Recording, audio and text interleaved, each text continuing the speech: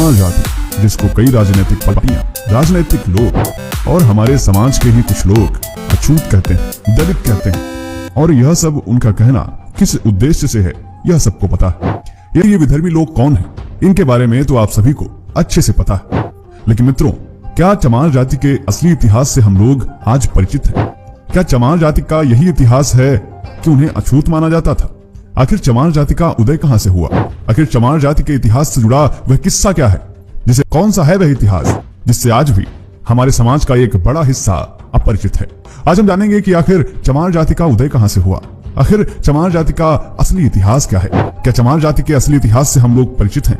आखिर चमार जाति का समाज में वह योगदान क्या है जिसके कारण आज हमें बड़े गौरव से इन लोगों का सम्मान करना चाहिए, लेकिन असली इतिहास से हम परिचित ही नहीं है। शायद इसमें हमारी गलती नहीं है, हमारे देश का एजुकेशन सिस्टम ही ऐसा है कि हमें जो चीजें जाननी होती हैं वह चीजें पता ही नहीं चलती, और सोशल मीडिया पर भी ऐसे लोग कम ही हैं जो इन मुद्दों पर अपनी बात रख सकें, क्योंकि जातियां आपस में लड़ती रहें। हिंदू समाज तो चमार जाति के असली इतिहास को जानने से पहले चलिए हम थोड़ा विकिपीडिया पर इस जाति के बारे में खोजने की कोशिश करते हैं। जब हमने रिसर्च की तो हमें विकिपीडिया पर जो जानकारी मिली वह बेहद हैरान कर देने वाली।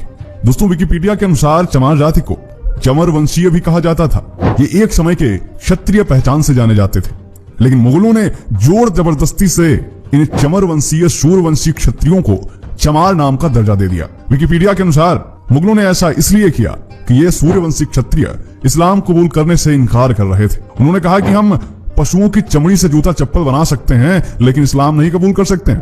फिर आगे बताया जाता है कि चमर वंश के क्षत्रियों ने चमड़े का काम छोड़कर खेती करना शुरू कर दिया, और आज इनको अहिरवार भी कहा जाता है और जाटव नाम से भी संबोधित किया जाता है। जाटव आज इनकी उपजाति है, और आपको बता दें कि ये दोनों चमर वंश के वीर सूर्यवंशी क्षत्रिय हैं। विकिपीडिया के अनुसार इसका रेफरेंस देते हुए कुछ संदर्भ बताए जाते हैं, जिसमें अम्बेडकर टाइम्स में रिसर्च के साथ यह छापा गया था कि चमार महापंडित सूर्यवंशी।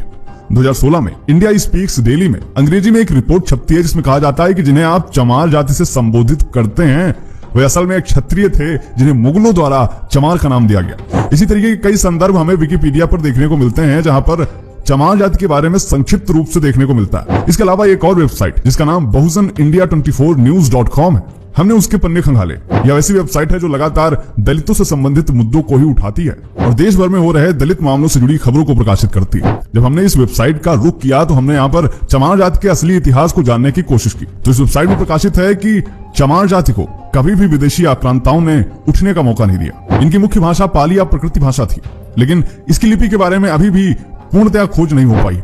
विद्वान मानते हैं कि सिंधु घाटी की सभ्यता में मिली लिपि के अवशेष ही इनकी मुख्य लिपि रही हो। बहुजन इंडिया 24 न्यूज के मुताबिक चमार शब्द से ही प्रतीत होता है कि कुछ चमार जाति के लोग चमड़े से संबंधित व्यवसाय करते होंगे, परंतु इसके विपरीत चमार कोई जाति नहीं थी, बल्कि राजशाही चमर वंश था, और एक समय तक भारत समेत मध्य एशिया तक इसका शासन था। इसका शासन सिंधु नदी के दोनों तरफ था। इतिहास से पता चलता है कि कभी राजशाही चमर वंश भारत से ईरान और मध्य एशियाई देशों को मीठे पानी की सप्लाई करता था। गणित, विज्ञान, भवन निर्माण में पूरी दुनिया ने इसका लोहा माना था। इस जाति के लोग शिक्षा, धर्म, विज्ञान और चिकित्सा शास्त्र में निपुण पाए गए, लेकिन आज अधिकांश चमार जाति के लोग कृषक, मजदूर, बुनकरी आदि कार्यों से अपना भरण पोषण कर रहे हैं। दोस्तों, आपको बता दें कि भारत में आजादी से पहले अंग्रेजों ने चमार रेजिमेंट का गठन भी किया था, और चमार रेजिमेंट का गठन हुआ था 1 मार्च 1943 को, और चमार रेजिमेंट काफी मजबूत बटालियन मानी जाती थी। और दोस्तों, चमार रेजिमेंट के गठन के बाद इसको कुछ समय बाद खत्म कर दिया गया। इसके पीछे एक बहुत बड़ी घटना देखने को मिलती है, जहां पर आजाद हिंद फौज से मुकाबला करने के लिए चमार रेजिमेंट को अंग्रेजों ने सिंगापुर भेजा था। उस समय रेजिमेंट के कैप्टन थे मोहनलाल कुरील, जिन्होंने यह देखा कि चमार रेजिमेंट के सैनिकों के हाथों अंग्रेज हमारे अपने ही देशवासियों को मरवा रहे हैं। फिर क्या था, उन्होंने इसको आईएनए में शामिल किया और अंग्रेजों से भिड़ जाने का निर्णय किया। तब उन्होंने अंग्रेजों से लड़ते हुए सैकड़ों भारतीय सैनिकों की जान बचाई थी, और चमार रेजिमेंट भंग कर दी गई, जिसके बाद कैप्टन मोहनलाल कुरील को भी बंदी बना दिया गया। फिर भारत आजाद होने के बाद उनको रिहा भी कर दिया गया।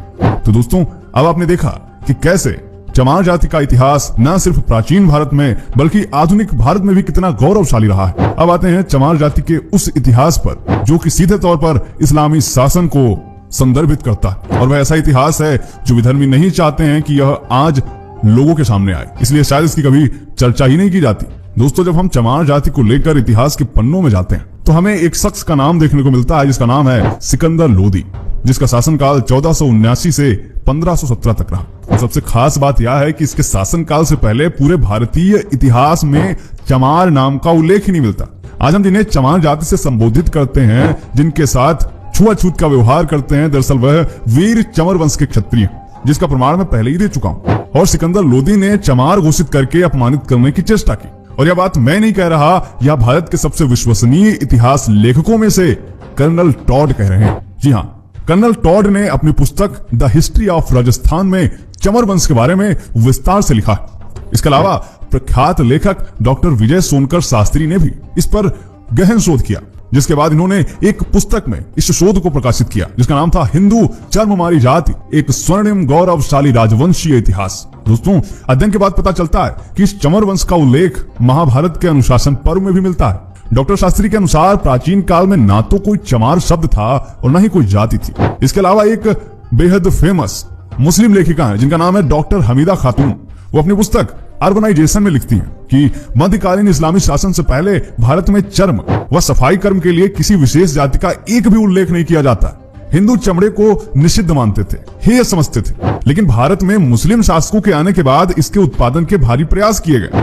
अब जरा आप सोचिए कि जब चमार जाति को हिंदू ही कहा जाता था और प्रत्येक हिंदू, फिर चाहे वह किसी भी जाति का क्यों ना हो, वह चमड़े से आज भी घृणा करता है। और हमारे तमाम दलित भाई ऐसे हैं जो पूजा पाठ भी करते हैं। अब जरा आप सोचिए, जो लोग पूजा पाठ करते थे, जो हिंदू धर्म में आस्था रखते थे, आखिर वो चमड़े का काम कैसे कर सकते हैं? भारत में मुस्लिम शासकों के आने से पहले भारत में किसी भी प्रकार के चमड़े का काम नहीं किया जाता था, लेकिन जैसे ही मुस्लिम शासक आते हैं तब इसके उत्पादन के भारी प्रयास शुरू कर दिए जाते हैं और यह काम दे दिया जाता है चमारों को। लेकिन कैसे, चलिए ये भी जानते हैं। दोस्तों, तुर्क आक्रमणकारियों के काल में चमर राजवंश का शासन भारत के पश्चिमी भाग में था और इसके प्रतापी राजा थे चमर सेन। इस क्षत्रिय वंश के राज परिवार का वैवाहिक संबंध था बप्पा रावल वंश के साथ। राणा सांगा व उनकी पत्नी झाली रानी ने चमर वंश से संबंध रखने वाले संत रविदास जी को अपना गुरु बनाया था और उनको मेवाड़ के राजगुरु की उपाधि दी थी और उनसे चित्तौड़ के किले में रहने की भी प्रार्थना की थी।